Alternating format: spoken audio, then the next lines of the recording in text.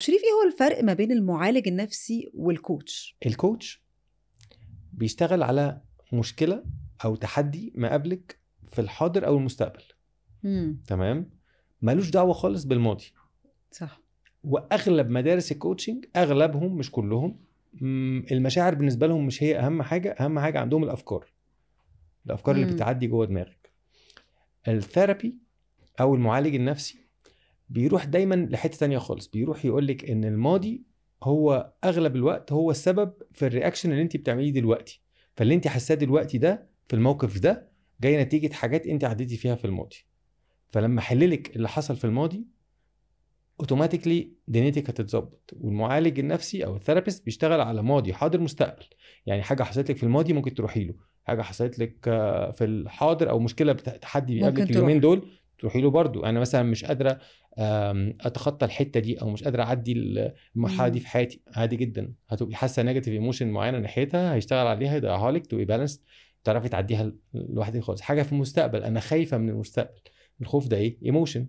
تروحي المعالج نفسي ده الخوف من المستقبل، هتعرفي تعيشي حياتك ومش بتفكري في المستقبل طول الوقت. كان حد في مرة قال لي انه فكرة ان انا بعالج الماضي، ان انت تقدرش تعالج الماضي، فهي كأن انا، ودي حتى اللي انا يعني احب ان انت تصلحها لنا او تفهمها لنا اكتر، وكأن انا عملته نوع من البيزنس بس فكرة العلاج النفسي، لان انا ما اقدرش اصلح الماضي. انا الماضي حصل، انا اقدر اتعامل مع التأثيرات بتاعته، ومهم ان انا اكون ببص للمستقبل.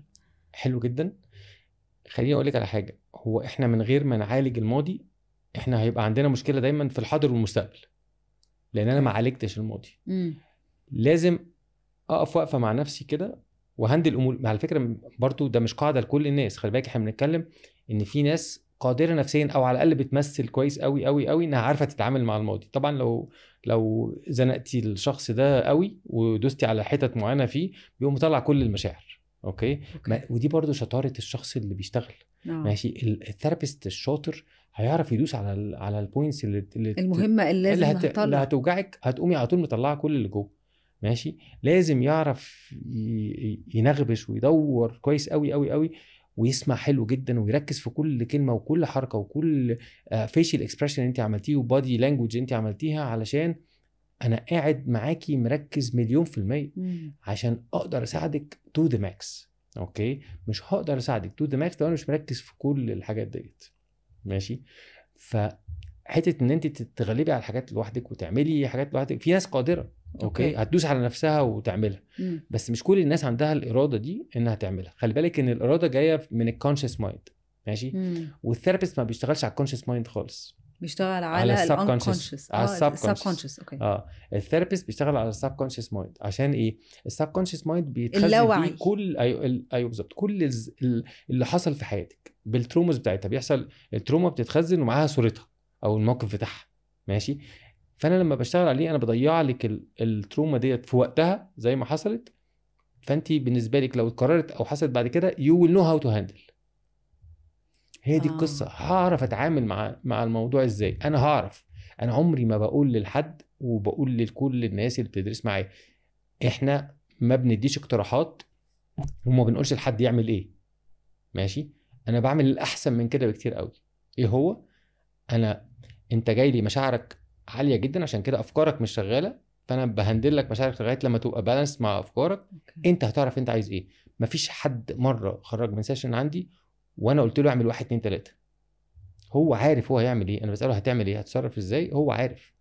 لان انا هو فكره انت عملت البالانس فهو قادر يوصل هو شايف المشاعر عامله كده بالظبط، بتبقى مغميه لي عينيا بس سايبه فتحه صغيره، فانا شايفك اهو من بين ايدي، بس انا مش شايف كل حاجه. انا شايف يا دوبك حته صغيره. اول ما بشيل المشاعر ديت واخليها بالانس، الكلاينت بيشوف كل حاجه، هو بيعرف حل مشكلته ايه. هو بيجي يحكي لي 1% 2% من المشكله في الوقت اللي احنا قاعدينه مع بعض. بيحكي 1 2% بالكتير، 10% يا ستي. ماشي. الباقي كله مين اللي عارفه؟ هو الوحيد. فلو انا قلت اي حاجه في الدنيا هتبقى فتوى. ماشي. هفتي صح، وانا عمري هفتي. انت عايزه يوصله ان هو اللي يعرف ياخد قراراته في الوقت ده. ده غلط اصلا. لا كوتش من حقه يقول ولا ثيرابيست من حقه يقول. ماشي. احنا ما علينا الا ان احنا نظبط لك افكارك ككوتش او نظبط لك مشاعرك كثيرابيست، وبالتالي هتبقى بالانس، الدنيا هتشتغل، انت هتعرف حل مشكلتك. It's very simple. بس نفس الآدمية حلوة جدا وذكية جدا، بس ساعات بتبقى عكس ده تماما. بس ساعات بنبقى عايزين نهرب نفسنا. ما هو علشان احنا مشاعر وجعانة قوي. احنا بنهرب ليه؟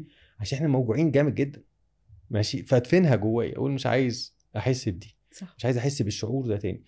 الواقع ان اول ما تريجر صغير بيحصل قد كده، بلاقي نفسي جبت الشعور ده برد فعل مش مناسب تماما مع الموقف. جاي منين؟ من ان انا مش معدي في الموقف ده بس، ده انا معدي في ده وده وده وده، وكلهم فكروني ببعض، فجبت القديم والجديد كله في ثانيه واحده. تراكمات.